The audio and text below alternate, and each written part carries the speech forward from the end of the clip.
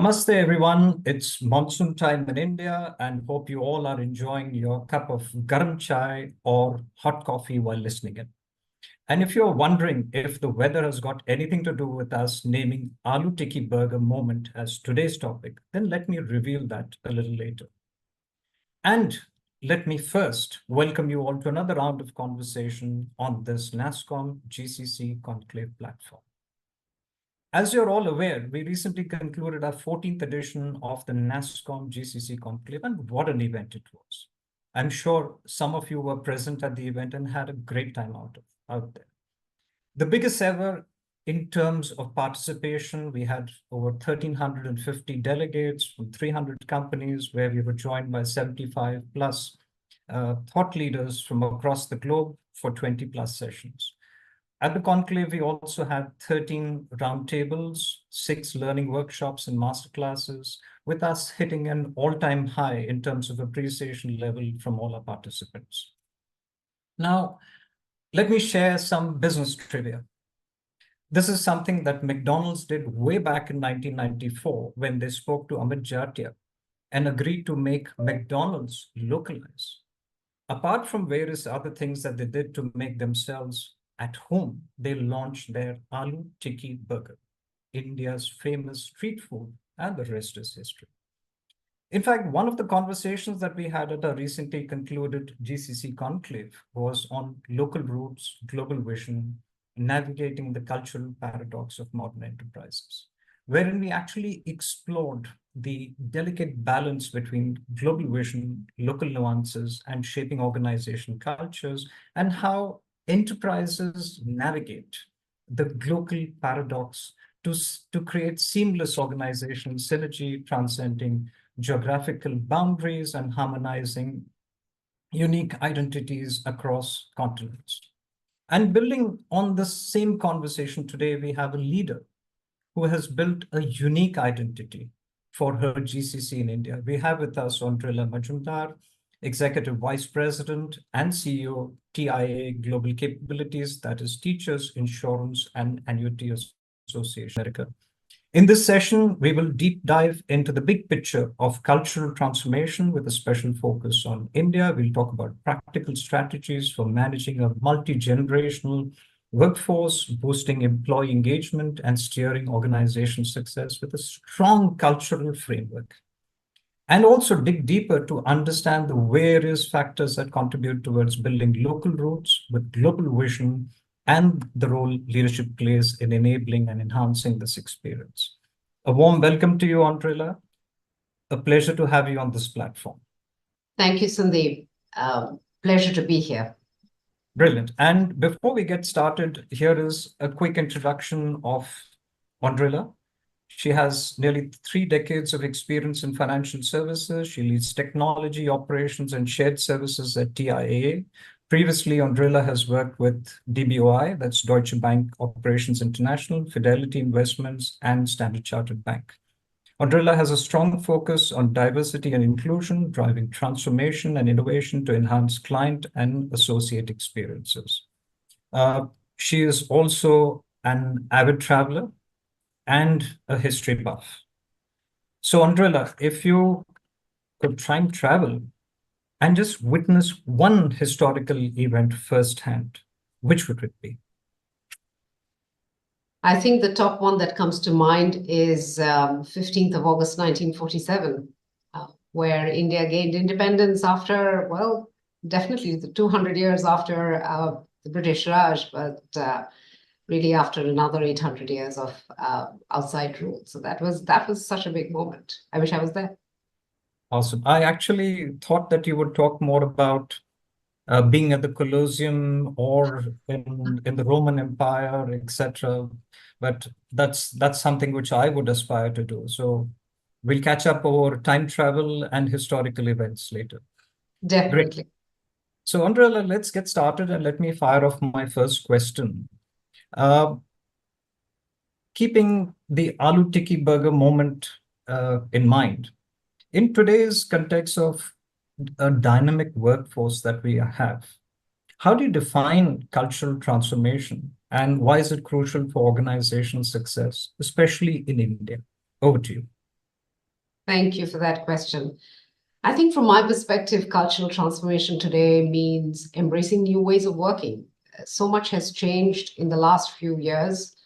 So many black swan events, changing the way the workforce thinks and operates. And of course, creating a more inclusive workplace at the same time where everyone feels they belong. This in turn, of course, means a shift in the mindset of leadership as well as employees to embrace these changes. It is critical for success in India, as India now is, of course, on the upward trajectory in every possible way. And this is our seizing the moment, if you will, before the Aloo-Tikki Burger Moment. It's critical for success in a rapidly changing market, rapidly changing client outlooks, stakeholder outlooks. Organizations need to be flexible and responsive to these new workforce trends and challenges. When employees feel valued and understood, they're more motivated and productive. And a positive culture helps to attract and retain top talent and create best results for the firm and for the industry, for the country, really. It's as simple as that. We, in our culture, we are focused on hiring the best talent, capability building, and I know we'll talk a little bit about that, hopefully later on. Creating a great associate experience, which we feel is really that differentiator, the X factor, including their overall well-being and fostering diversity in all its aspects.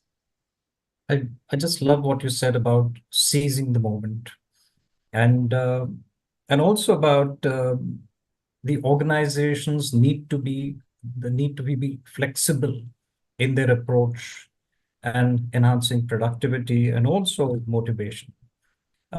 Let's jump to the next question, which kind of is a segue to what you mentioned.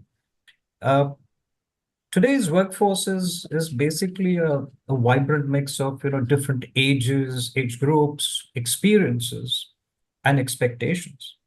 And this diversity actually means that organizations must rethink how they connect with their people and they address unique challenges to create an inclusive, dynamic, and resilient culture. So my second question to you is, what, in your opinion, are the unique challenges and the opportunities presented by this multi-generational workforce, and how can leaders address them effectively? Over to you. Yeah, thank you. A very layered question. I think there are truly differences in the way our generation thinks and the way the generation that has just entered the workforce thinks. Now, that's not very different from history. That's always happened. But I think we have a unique opportunity to really turn that into an opportunity rather than a challenge. And that really comes from a place of understanding. How do you get these two differently thinking generations together, share perspectives, and learn from each other? Gen X takes pride in the organization that they work for, and they consider their work and achievements to be a key component of their identity. Gen Z is very much focused on a holistic approach and ensuring that there is balance in the way they approach both work and life. So there is clearly a need to bring these two different perspectives together. So what we have done, for example, as an attempt to get them together, is to start a reverse mentoring program.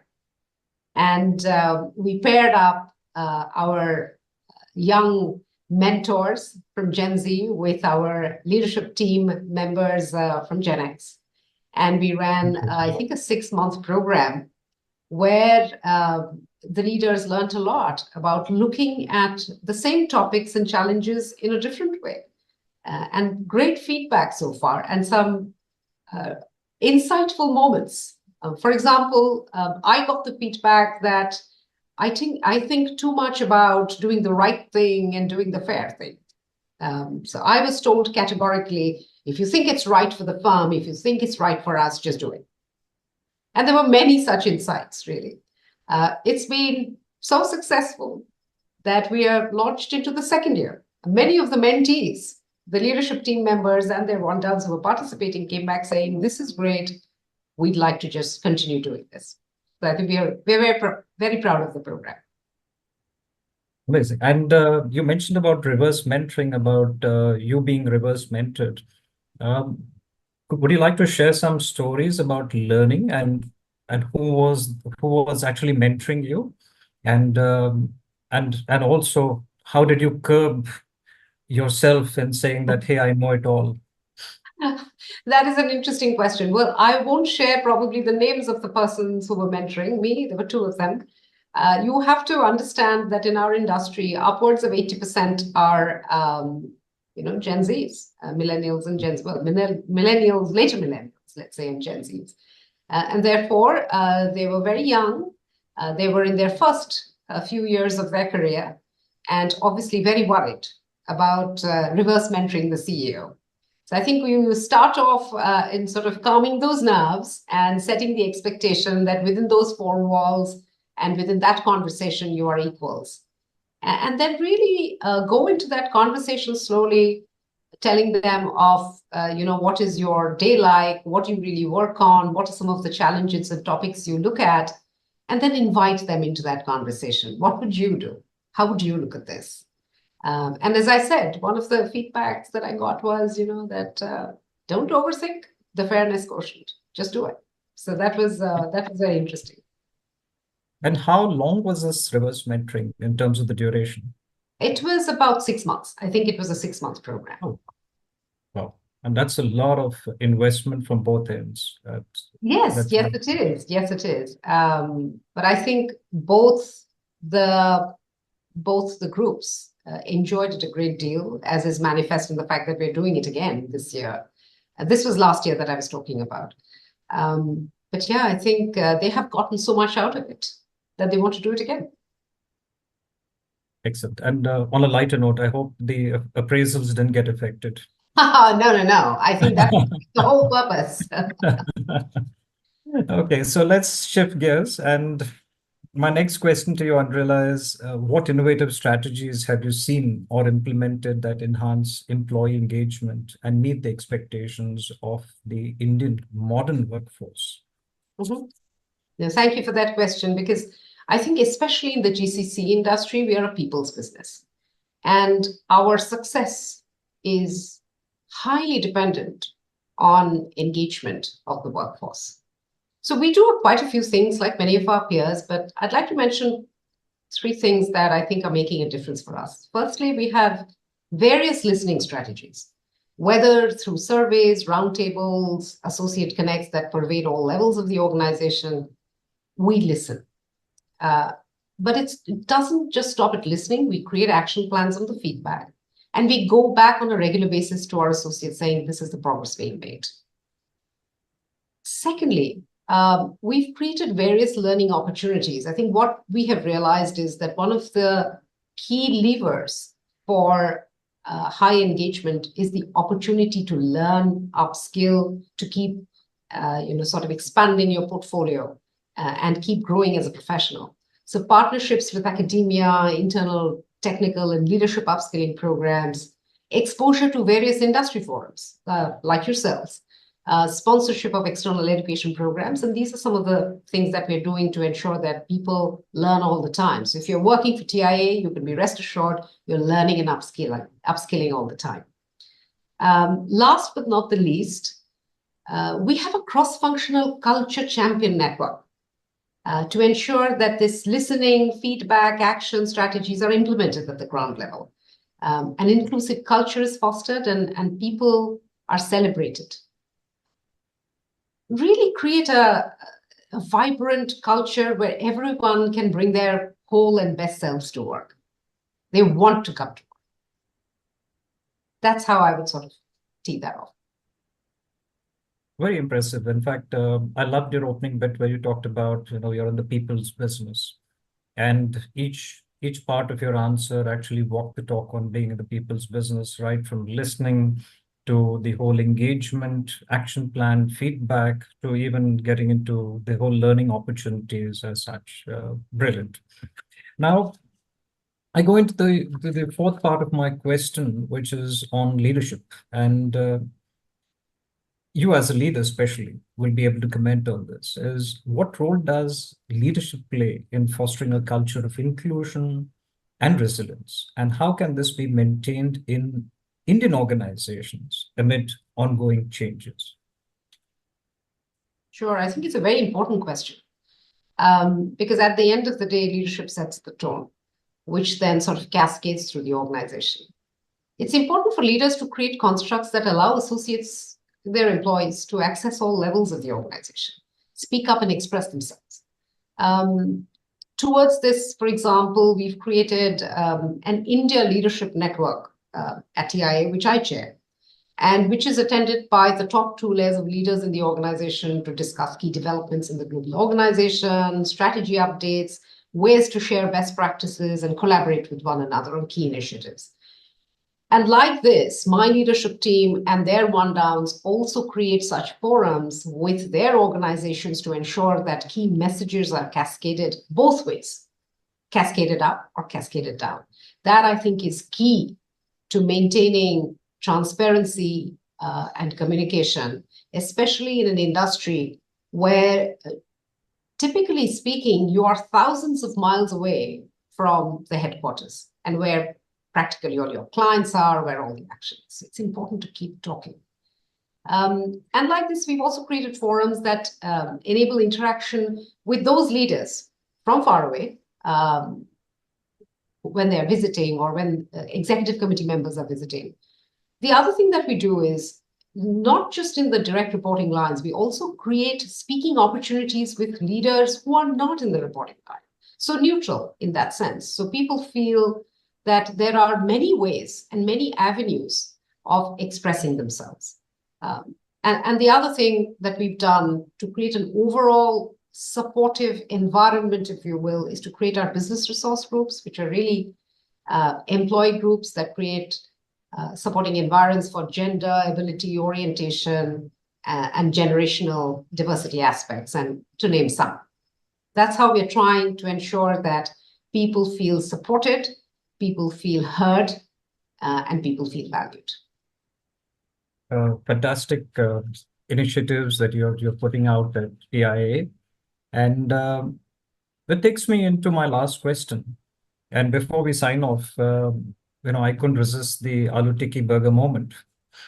And how can Indian organizations achieve their Aloo-Tikki Burger Moment in cultural innovation and set benchmarks for global best practices? Something that you've seen, you've implemented, you've done. What would you suggest to Indian organizations? Again, thank you for a great question. For me, it's an Aloo-Tikki burger continuum rather than a moment. Very often, a breakthrough comes after years of investing in a culture. So ultimately, it is the culture that produces all of the innovation, if you will, because you referred to an innovative moment. We, for example, are investing in a culture that values innovation, creates frameworks that enable and reward innovation, and constantly takes those stories to market. And some of the things that we've done to get there are, setting up a portal to capture ideas, which are methodically reviewed in progress, events that celebrate and reward innovation, forums that process patentable ideas. We've created various learning interventions to understand what is happening in the industry and the world at large where innovation is concerned. Opportunities to experiment and collaborate in projects which are cross-functional as well as cross-border. And innovation and setting of global best practices or benchmarks cannot happen in a silo. We have invested in communities of practice which transcend, again, borders, that enable all that I just spoke of, right? All of the various interventions and activities and support structures, if you will. So we are in that continuum today, and hopefully we will get our Aloo-Tikki Burger Moment soon. As of now, we are beginning to see good progress with a few ideas being developed and adopted for production globally. So we are happy with our progress, but still aiming for that Aloo-Tikki burger. Well, on that note, must thank you, Andrilla, and a lot of learning, and I love the bits of what you're actually doing, especially with the India Leadership Network, and giving an opportunity for the next in line leadership for their voices to be heard. And also, I liked a bit about the Aloo-Tikki Burger Continuum. It's just the start of the entire journey, and of course, the gem was about years of investment in terms of culture to get that little spark that takes time. And nothing will happen overnight. So brilliant conversations. The clock's ticking, and everybody is reminding us about the time. But Andrilla, we have had the second conversation, one prior to this, and this was the virtual conversation. Looking forward to many more such conversations, coming and visiting TIA in person and seeing for Look forward to ourselves in that. terms of what's really up there. Brilliant. Thank you so much for joining us, Andrilla, and also for your time. It is fantastic to have you on this Nasscom GCC platform. I also take this opportunity to thank our audience for tuning into this conversation. We have a host of videos on our Nasscom YouTube channel, and please subscribe right here, soak in the learnings from all our events, including our flagship event in TLF and the GCC Conclave, and this video too. And as always, we would really appreciate your feedback. You can write to us at events@nasscom.in. So continue to stay tuned in and look forward to meeting you all very soon in person. Thank you once again, Andrilla, and look forward to many more conversations with you. Thank you, Sandeep. Thank you to the entire Nasscom team for having me on this conversation. It's been a brilliant one and a total pleasure. Thank you so much. A pleasure. Thank you. Thank you.